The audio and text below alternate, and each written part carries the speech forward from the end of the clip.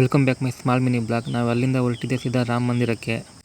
ಗಾಡಿ ಎಲ್ಲ ಪಾರ್ಕ್ ಮಾಡಿ ಇಲ್ಲಿಂದ ಹೊರಟ್ವಿ ಸೀದಾ ನೋಡೋಣ ಅಂತ. ಸಕ್ಕತ್ತಾಗಿತ್ತು, ವ್ಯೂ ಮಾತ್ರ ಸೂಪರಾಗಿದೆ, ಚೆನ್ನಾಗಿದೆ.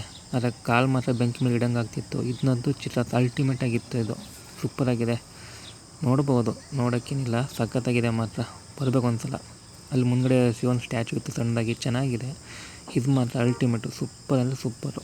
ಚೆನ್ನಾಗಿದೆ ಅಂದರೆ ಎಷ್ಟು ಚೆನ್ನಾಗಿದೆ ಅಂದರೆ ಅಲ್ಲಿ ಬಂದು ನೋಡಿ ಆವಾಗಲೇ ಗೊತ್ತಾಗುತ್ತೆ. ಈ ಕಾಲು ಬೇರೆ ಸುಡ್ತಾ ಇತ್ತು, ಅದ್ರಲ್ಲಿ ಬೇರೆ ವಿಡಿಯೋ ಮಾಡ್ತಿದ್ದೆ, ಅದ್ರಲ್ಲಿ ಬೇರೆ ಯಾರೋ ಫೋಟೋ ತೆಗೆದುಕೊಡಿ ಅಣ್ಣ ಅಂತ ಹೇಳಿದ್ರು. ಇನ್ನೇನು ಮಾಡೋಣ, ತೆಗೆದುಕೊಟ್ಟೆ. ಅಲ್ಲಿಂದ ಸೀದಾ ಇದು ಹೊಂಡ ಚೆನ್ನಾಗಿದೆ.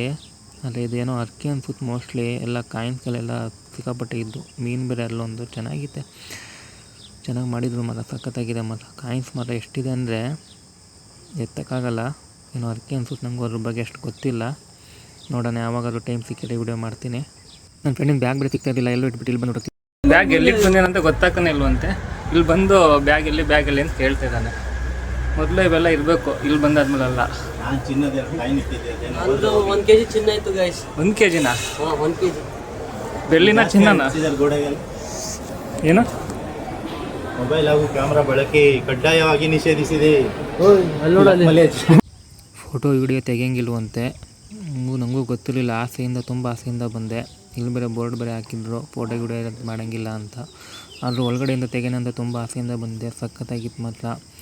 ಹೊರಗಡೆಯಿಂದ ನೋಡೋಕೆ ಮಾತ್ರ ಸೂಪರಾಗಿದೆ. ನೋಡಿ ವ್ಯೂ ಹೆಂಗಿದೆ ಅಂತ, ಸಖತ್ತಾಗಿದೆ, ಮಸ್ತು. ಆದರೂ ಧೈರ್ಯ ಮಾಡಿ ಒಳಗಡೆ ಹೋದೆ, ನೋಡೋಣ ಏನಾಗುತ್ತೆ ಅಂತ. ಚೆನ್ನಾಗಿತ್ತು ಒಳಗಡೆ ಎಲ್ಲ ನೋಡ್ಬೋದು. ಅದು ಅಷ್ಟೊತ್ತಿಗೆ ಆಫ್ ಮಾಡಿದ್ವಿ.